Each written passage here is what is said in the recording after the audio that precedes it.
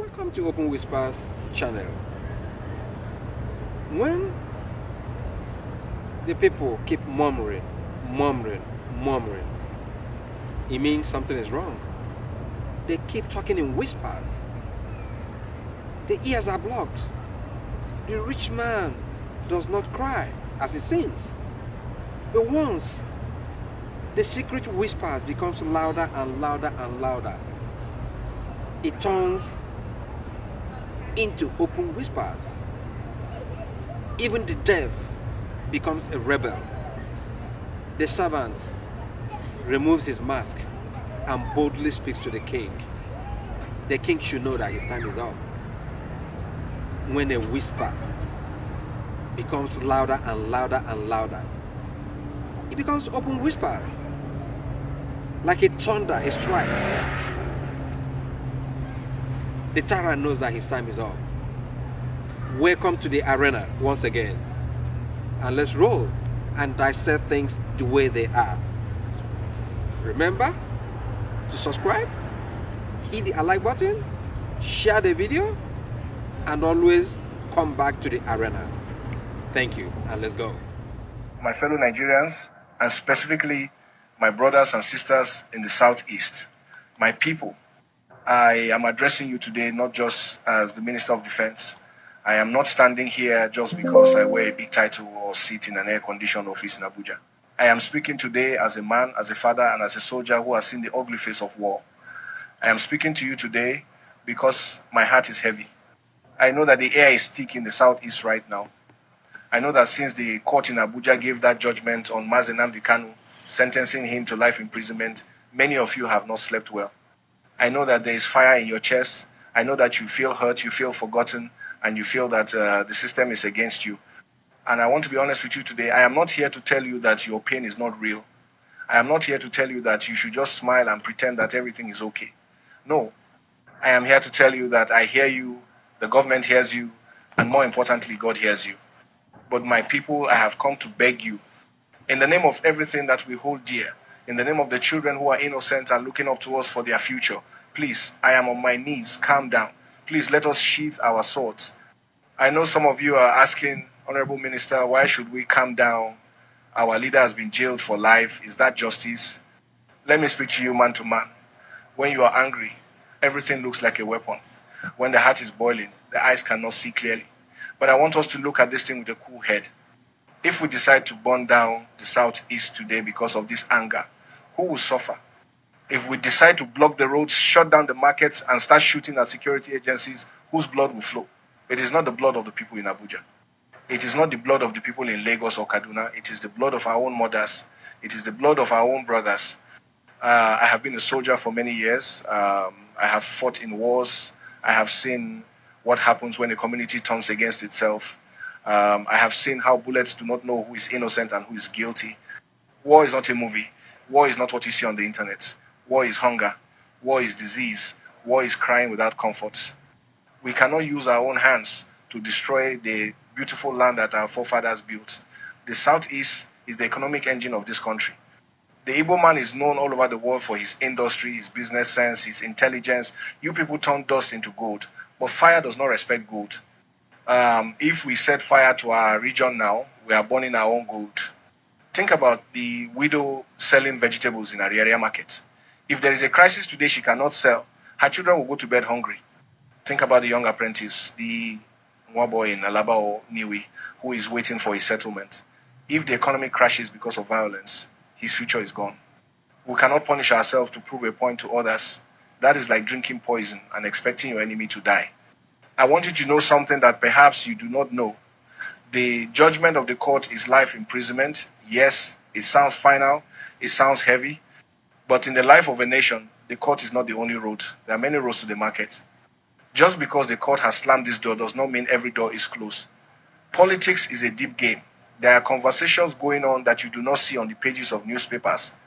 There are heavyweights, your own governors, your own traditional rulers, fathers of the land, who are not sleeping. They are talking to the president. They are talking to us. The president, His Excellency Bola Ahmed Tinubu, is a father. He's a politician who understands people. He's not a man of stone. He knows that you cannot govern a cemetery. He wants peace. He wants the Southeast to flourish. I want to whisper something to you. Sometimes what looks like the end of the road is just a bend in the road. There is a political solution that is possible, but this political solution is like a delicate flower. It needs a gentle environment to grow. If we bring fire and violence now, we'll burn that flower. If we start killing soldiers and policemen or attacking government buildings, we strengthen the hands of those who say, you see, they are violent, lock him up and throw away the key. Do not give your enemies the excuse they are looking for. Do not give them the reason to say that the Southeast is a war zone. If you remain calm, if you remain peaceful, you shame those who want to destroy you. You show the world that you are a disciplined people, a people of high character, appealing especially to the youths, the agitators, those in the bush. I know you are strong.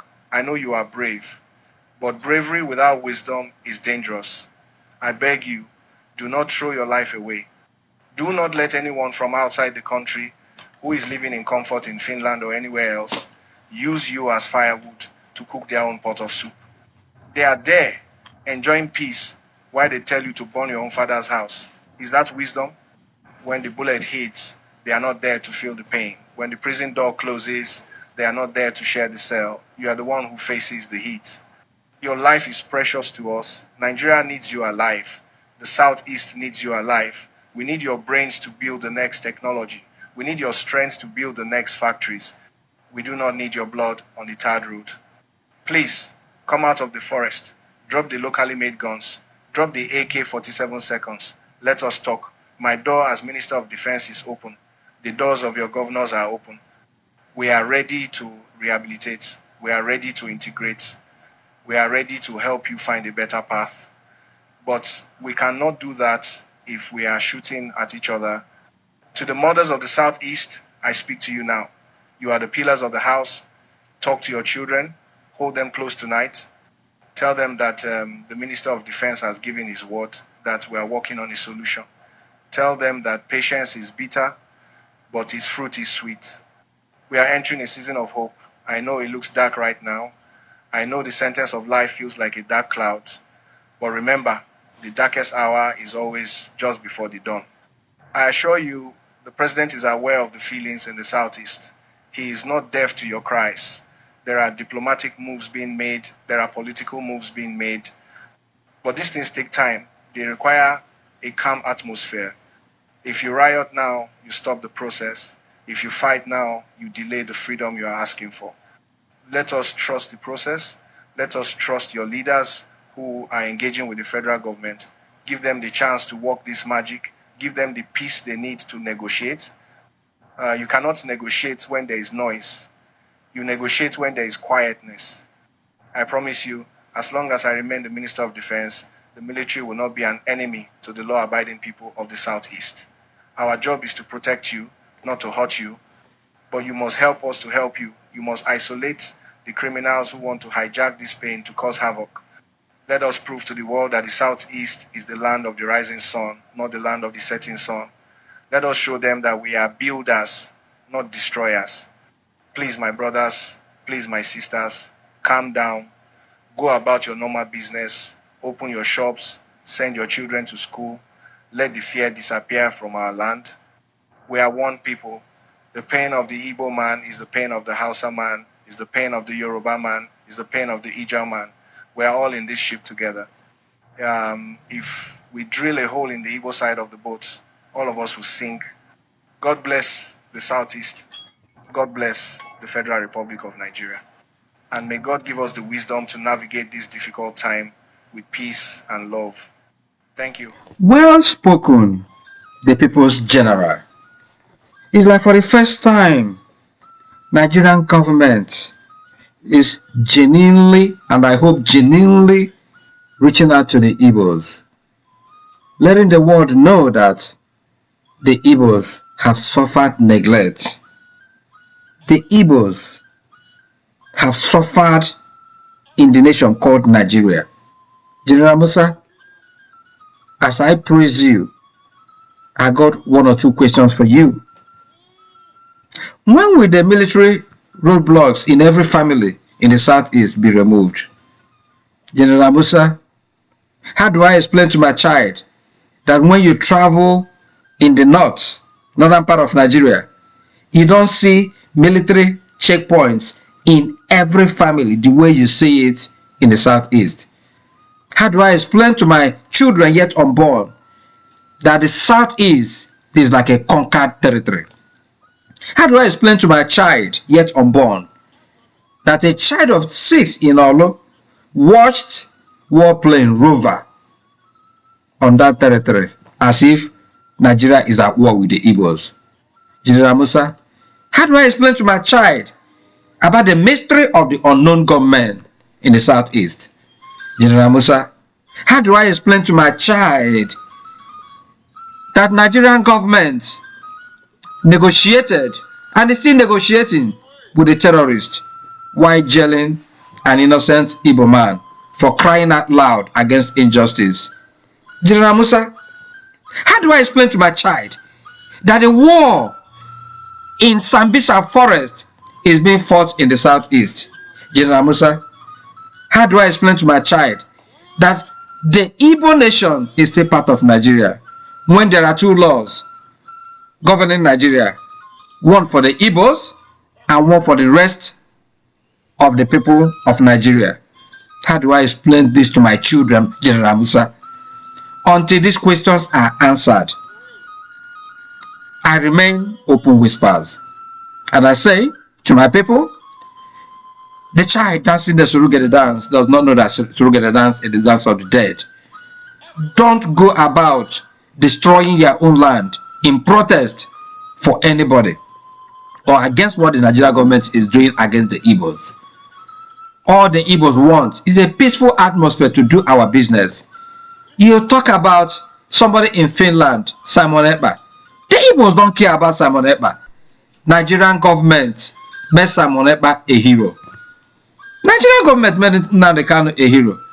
If you must know this, it's not every Igbo man that believes in the method of NNAMDI KANU. All we believe is that spirit that the Igbos must be freed from marginalization, injustice, and everything against a people that want to thrive. If you can guarantee us everything you have said, we don't have a problem, because we know that one day the Igbos shall be free. Be well, do good work, and please do keep in touch. See something, say something, and please do something. This is Open Whispers. Thank you. Until we meet again in the arena, is Chris Diggers in Open Whispers. Thank you, and God bless.